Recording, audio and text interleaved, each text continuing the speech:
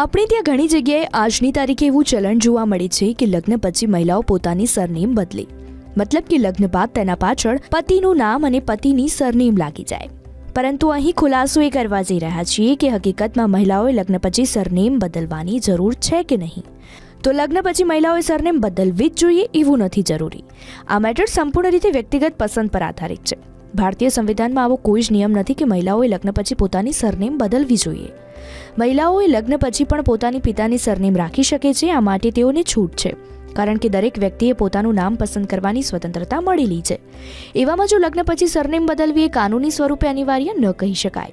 કેટલીક મહિલાઓ સામાજિક પરંપરાઓને કારણે સરનેમ બદલતી હોય છે.